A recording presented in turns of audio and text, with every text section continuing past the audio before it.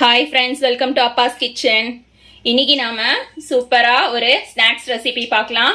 அதுக்கு நான் மைதா மாவு எடுத்திருக்கேன். மைதா மாவு 1.5 கப் அளவு எடுத்திருக்கேன். 1 ஸ்பூன் அளவுக்கு உப்பு சேர்த்திருக்கேன். இது பாத்தீங்கன்னா எண்ணெய் சூடுபடுத்தியிருக்கேன். சூடு பண்ண எண்ணெயில இந்த ஸ்பூனால 1 ஸ்பூன் அளவுக்கு மாவுல சேர்த்துக்கலாம்.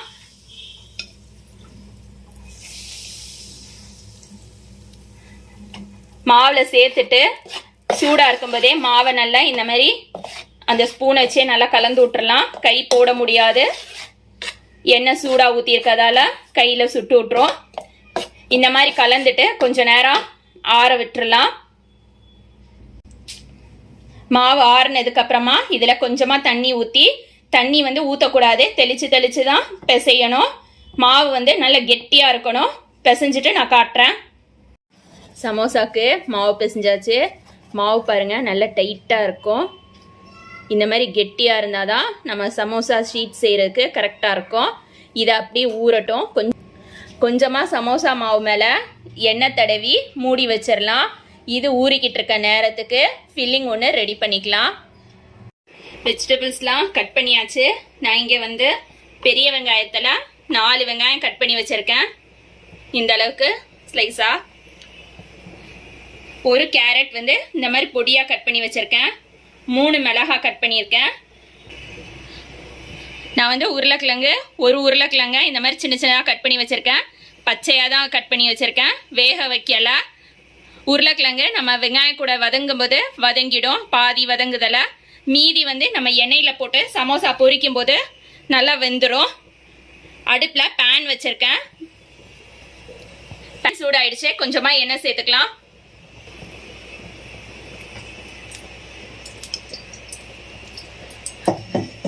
ஒன்றரை ஸ்பூன் ஊற்றிருக்கேன். இந்த ஸ்பூனால வெங்காயம் சேர்த்துக்கலாம்.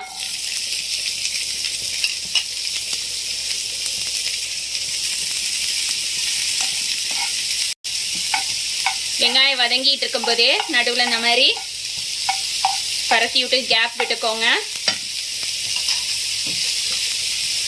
இதுல நம்ம கட் பண்ணி வச்சிருக்க கேரட் சேர்த்துக்கலாம். வெங்காயம் சீக்கிரம் வெந்துடும், கேரட் அந்த அளவுக்கு சீக்கிரம் வேகாது, அதுக்காக தான்.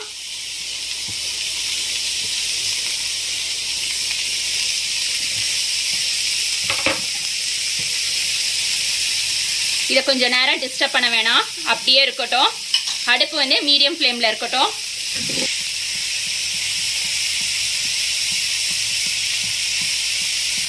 அரை ஸ்பூன் அளவுக்கு உப்பு சேர்த்துக்கலாம். கட் பண்ணி வச்சிருக்க பச்சை மிளகாய் சேர்த்துடலாம்.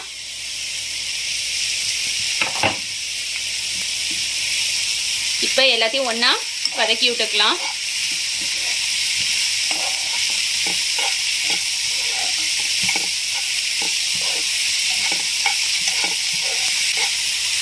கேரட்டும் வெங்காயமும் வெந்துகிட்டு இருக்கும் போது மறுபடியும் இந்த இடத்துல கேப் கொடுத்துக்கலாம். நம்ம கட் பண்ணி வச்சிருக்க உருளைக்கிழங்க அந்த நடுவில் சேர்த்துடலாம்.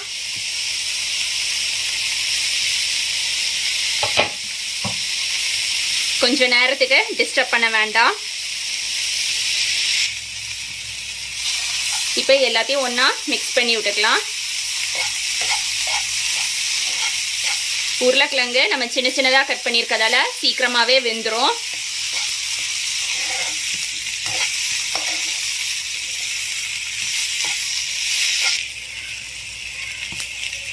நான் ஏற்கனவே பச்சை மிளகாய் சேர்த்துருக்கதால நான் 1/4 டீஸ்பூன் அளவுக்கு தான் மிளகாத்தூள் சேர்த்துக்கிறேன். உங்களுக்கு காரம் கூட வேணும்னா நீங்கள் இன்னும் கொஞ்சம் கூட ஆட் பண்ணிக்கலாம். கொஞ்சமாக மஞ்சத்தூள் சேர்த்துக்கிறேன்.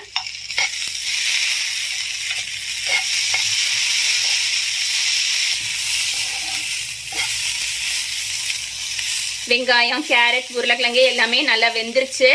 இப்போ அடுப்பு ஆஃப் பண்ணி ஆற வச்சிடலாம்.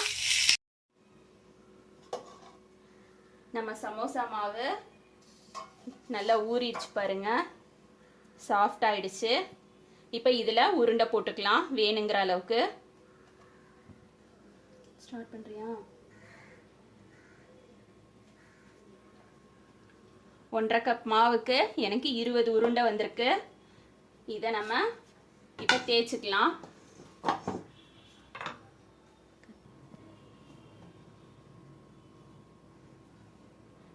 இது அரிசி மாவு எடுத்திருக்கேன். அரிசி மாவு இந்த மாதிரி தூவிக்கலாம். யூஸ்வலாக மைதா மாவு தான் தூவி திரட்டுவாங்க. அரிசி மாவு தூவி திரட்டி பாருங்க, நல்லா கிறிஸ்பியாக வரும் நமக்கு சமோசா. அரிசி மாவு தூவி நம்ம சமோசா மாவை திரட்டும் போது எண்ணெயில் போட்டு பொரிச்ச சமோசா வந்து நல்ல கிறிஸ்பியாக இருக்கும்.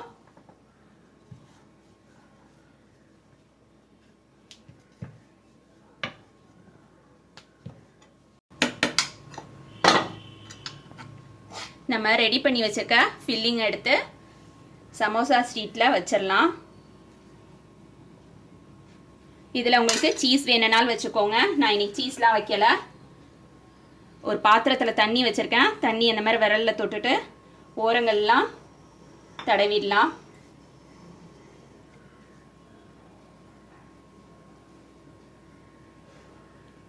ஒரு சைடு இந்த மாதிரி ஃபோல்ட் பண்ணிடணும்.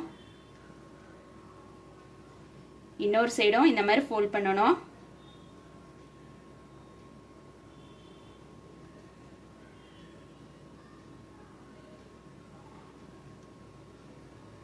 லாஸ்ட்டாக இந்த கார்னருக்கும் தண்ணி தொட்டுட்டு இதை இழுத்து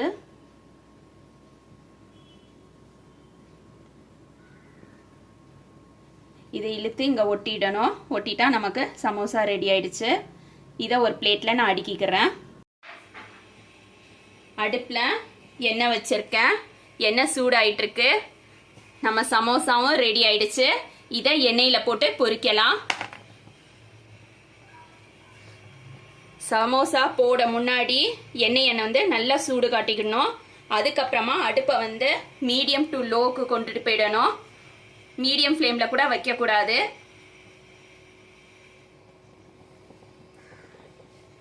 இப்போ நம்ம சமோசாவை போட்டுக்கலாம். போட்ட உடனே நம்ம திருப்பி போடக்கூடாது. எந்த டிஸ்டர்ப் பண்ணாமல் அதை பாட்டுக்கெல்லாம் பொரிய விட்டுறணும். ஒரு சைடு ஃபுல்லாக பொரிஞ்சு வச்சு பாருங்க. இப்போ திருப்பி போட்டுக்கலாம். ஒரு சமோசா பொரிஞ்சுட்டு இருக்கும்போதே இதை திருப்பி போட்டுக்கலாம். மறுபடியும் ஒரு சமோசா பொரிஞ்சுட்டு இருக்கும்போது நான் இன்னொரு பக்கம் இன்னொன்று போட்டுடுறேன்.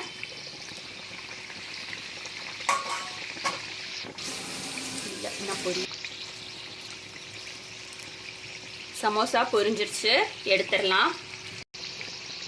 இதை ஒரு பிளேட்க்கு மாற்றிடுறேன்.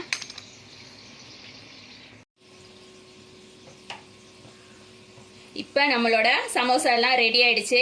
இதே மாதிரி நீங்களும் உங்கள் வீட்டில் செஞ்சு பாருங்கள். தேங்க்ஸ் ஃபார் வாட்சிங்.